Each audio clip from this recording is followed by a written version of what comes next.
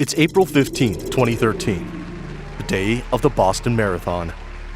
Thousands of runners are crossing the finish line after hours of pain and determination. One of them is 78-year-old Bill Iffrig, who is 10 feet from the finish line when the world explodes. A thunderous blast erupts from the sidewalk. Smoke rises into the bright April sky. In an instant, celebration becomes chaos. 13 seconds later, another explosion rips through the crowd 3 blocks down. More chaos. More screaming. More lives shattered in an instant. Within 15 minutes, FBI Special Agent Richard Delorier receives the call that will consume the next 4 days of his life. He has no idea he's about to launch one of the biggest manhunts in American history. But the men responsible are already ghosts, disappearing into a city of hundreds of thousands who don't know that 2 of their neighbors just became America's most wanted terrorists. Over the next 100 hours, an entire city will become a crime scene. 2 brothers will transform from invisible residents into the faces on every screen in America. The FBI will turn Boston into the world's largest surveillance network, crowdsourcing millions of photos to find 2 faces in a crowd. This is the story of those 100 hours, the hunt for the terrorist brothers.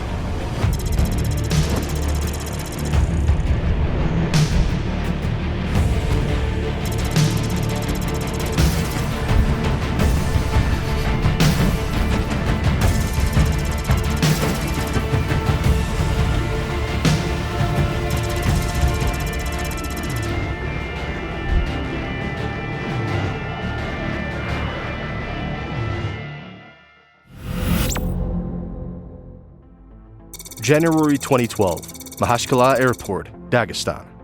Tamerlan Tsarnaev steps off the plane into the bitter cold of Russia. After 10 years in America, he's returned to the region his family fled. He's 25 now, a failed boxer whose Olympic dreams died when he discovered non-citizens couldn't compete for Team USA. To his friends back in Cambridge, Massachusetts, this is just a trip to visit relatives. But Tamerlan isn't here for family reunions. For 6 months, he disappears into a world where Russian security forces battle Islamic militants, where young men are recruited into jihadi groups, and where internet cafes are filled with propaganda videos that paint America as the enemy. When he returns to Boston in July 2012, Tamerlan Tsarnaev is a different man. Quieter, more religious, and filled with a rage his younger brother has never seen before. What happened during those 6 months in Dagestan would remain largely hidden from investigators. But in today's digital age, our online activities leave traces everywhere. This is exactly where the sponsor of this video comes in: CyberGhost VPN. Your internet provider, workplace, and hackers can see every website you visit, every video you stream. It's like having someone constantly watching your digital life. CyberGhost VPN works like an invisible shield. It encrypts your data and routes it through secure servers in over 100 countries, keeping your online activity completely private. But here's the exciting part. Want to watch that Netflix series only available in another country? Select a server and unlock it instantly. CyberGhost works with over 40 streaming platforms worldwide, giving you access to global content libraries. The other day, I wanted to watch the crime series Gangs of London, exclusively available in the UK. I chose a server in London and got instant access. It's that simple. One subscription protects up to 7 devices. Get 84% off plus 4 months free using our link below, with a 45-day money-back guarantee. Protect your digital privacy. Click the link below. September 2012, Cambridge, Massachusetts. The transformation becomes obvious. Tamerlan stops boxing. He starts praying 5 times a day, grows out his beard, and begins pressuring his family to be more devout. But the most disturbing change is what he's watching on his laptop. Late at night, while his family sleeps, Tamerlan scrolls through jihadi forums and watches videos of American soldiers killing Muslims. His younger brother Jahar notices the change, but doesn't understand. At 19, Jahar seems like he doesn't have a care in the world, but at home, he's watching his older brother transform into someone he barely recognizes. The brothers who once bonded over American movies and hip-hop now barely speak the same language.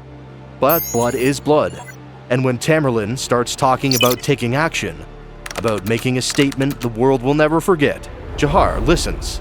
By March 2013, listening has turned into participation. In their shared bedroom, the brothers begin researching how to build bombs. They download Al-Qaeda's online magazine, Inspire, which includes step-by-step instructions for creating explosive devices using pressure cookers. Together, they're about to change Boston forever. April 15, 2013, 8 p.m., 5 hours after the attack. FBI Special Agent Richard Delorier stands before a wall covered with hundreds of photos and crime scene images. After 5 hours, they still don't have any names or faces. In fact, they have no idea who could be behind this terrible act. What they do have is unprecedented. More surveillance footage than any investigation in American history. Boston's downtown area is covered by cameras.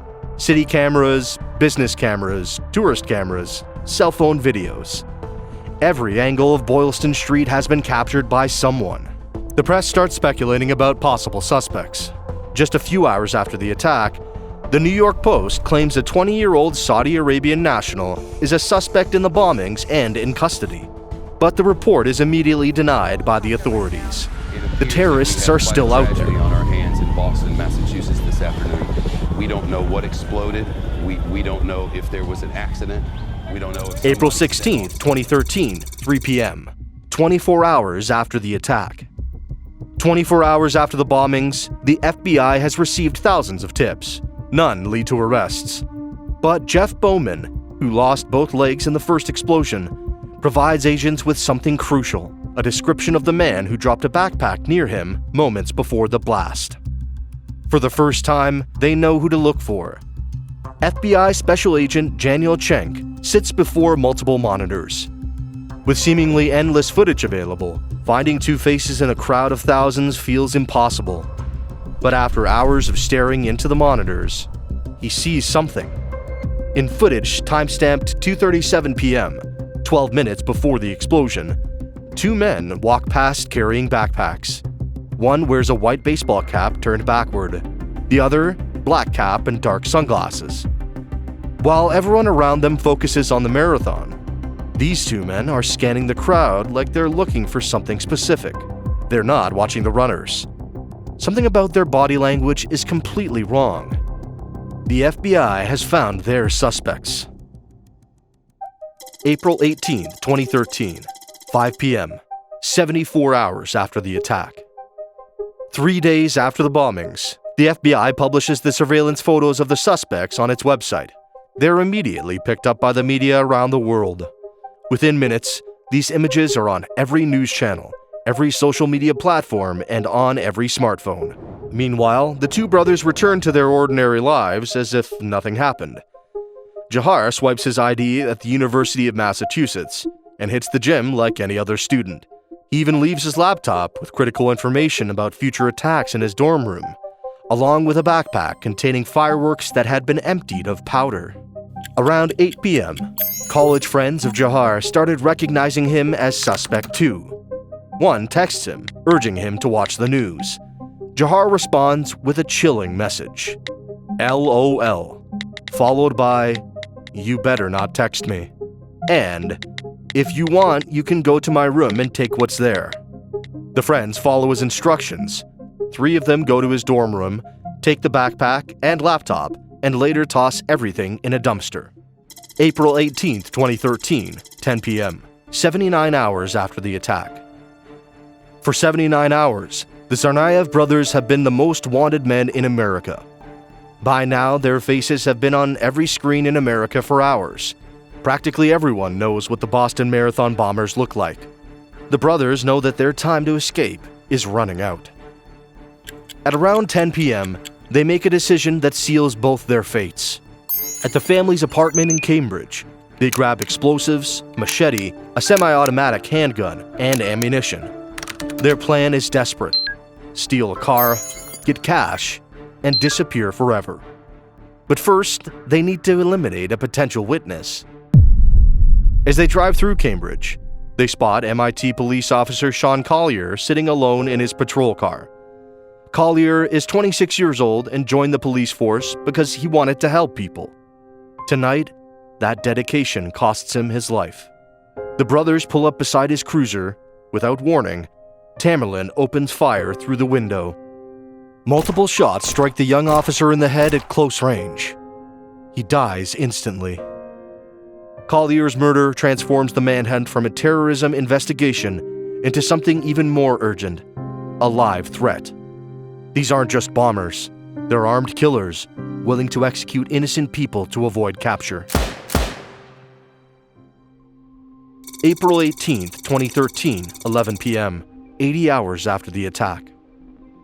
Desperate for a new vehicle, the brothers carjack Danny Meng, a 26-year-old entrepreneur, forcing him into the passenger seat of his own SUV. Tamerlan tells Danny that he carried out the Boston Marathon bombing and killed a police officer in Cambridge. Scared for his life, Danny becomes an unwilling passenger while the brothers debate their next move.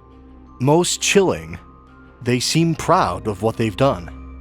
They casually discuss their crimes and mention plans to drive to New York for another attack.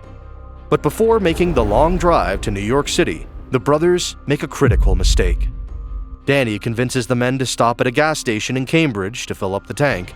Jahar leaves the car to pay in the station, and Tamerlan doesn't really seem to pay attention.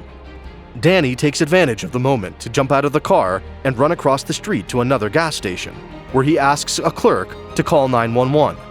He says police can track the SUV because he left his iPhone in it. For the first time since the bombing, police have real-time intelligence on the terrorist's location. April 19, 2013, 12:15 a.m., 81 hours after the attack. Police track the Mercedes to Watertown, where the brothers encounter local patrol units.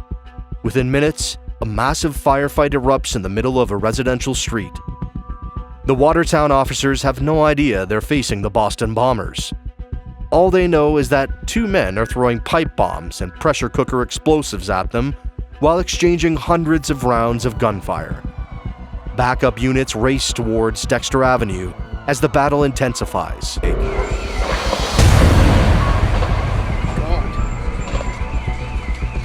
The firefight threatens catastrophic civilian casualties. Residents trapped in their homes can hear bullets shattering windows and embedding in walls. At least one homeowner ventures outside multiple times during the chaos. After taking several hits, Tamerlan charges directly at the officers. Police tackle him to the ground and begin restraining the wounded bomber. That's when Jahar makes a desperate move. He jumps into the Mercedes and floors the accelerator straight towards the officers restraining his brother. Police dive for cover as the SUV strikes Tamerlan, dragging him under the wheels before speeding away into the night. Tamerlan Tsarnaev is pronounced dead at the scene. Police quickly locate the abandoned Mercedes just blocks away, but Jahar has vanished. Homes throughout the neighborhood are riddled with bullet holes, but miraculously, no residents are injured. The most dangerous phase is just beginning. Somewhere in Watertown, a wounded terrorist is hiding among innocent families. April 19, 2013, 7 a.m., 88 hours after the bombings. As dawn breaks, investigators release Jahar's name and photo to the public for the first time. The 19-year-old UMass student is now officially the most wanted man in America. Massachusetts Governor Deval Patrick steps to a podium with an announcement that has never happened in American history. We're asking people to shelter in place, in other words, to stay indoors with their doors locked and not to open the door for anyone other than a properly identified law enforcement officer, and that applies here in Watertown, where we are right now, also Cambridge, Waltham, Newton, Belmont, and at this point, all of Boston. All of Boston. An area that's home to nearly 1 million people is virtually shut down as police conduct a massive manhunt for Jahar Tsarnaev. The shutdown is immediate and total. Public transportation stops, businesses close, even taxi companies pull their vehicles off the roads. The most surreal images come from downtown Boston, normally one of America's busiest urban centers, now completely empty. Streets that should be packed with commuters are patrolled only by armored vehicles. Hundreds of law enforcement officers begin a methodical door-to-door search in Watertown. They move through neighborhoods, asking homeowners for permission to search their properties. Despite the massive effort, they find no trace of Jahar Tsarnaev. April 19, 2013, 6 p.m., 99 hours after the bombings. By evening, law enforcement faces a difficult decision. The shelter-in-place order can't continue indefinitely. President Obama calls Governor Patrick, offering encouragement but also reminding him that the lockdown cannot last forever. At 6 p.m., authorities lift the request, while asking residents to remain vigilant. Public transit resumes service, and exhausted police units begin heading home for the night. The city attempts to resume normal life while knowing that somewhere nearby, a terrorist is still at large. David Henneberry, a 66-year-old retiree, finally steps into his backyard for the first time all day. He's eager to check on his prized possession, a 22-foot boat stored behind his house. Something's wrong, though. The protective tarp is loose, and there are dark stains on the white hull. Henneberry grabs a ladder and climbs up to get a better look. What he sees stops his heart. Blood. Fresh blood all over the boat's floor. And on the other side, a motionless body. Henneberry doesn't investigate further.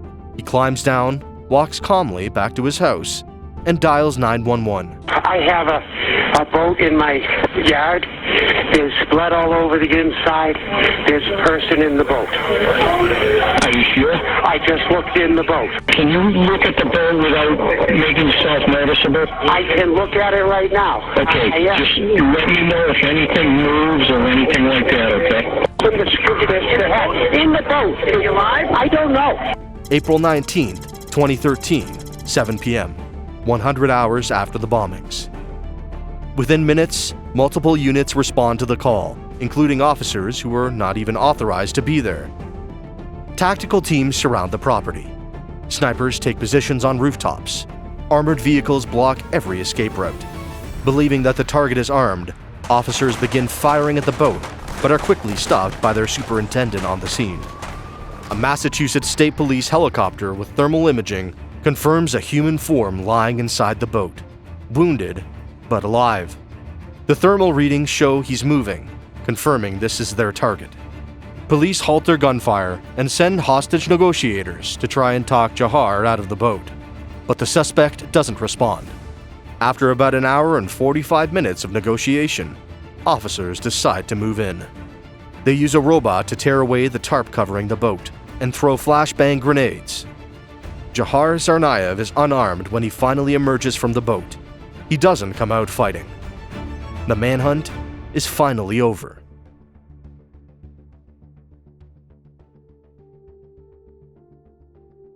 April 19th, 2013, 8:45 p.m., 101 hours after the bombings. As Jahar Tsarnaev is loaded into an ambulance, crowds of Boston residents pour into the streets cheering. The manhunt is over, but America will never be the same. Those 100 hours created the blueprint for how America responds to terror. The FBI's crowdsourced investigation, processing thousands of photos and videos from the public, became the new standard.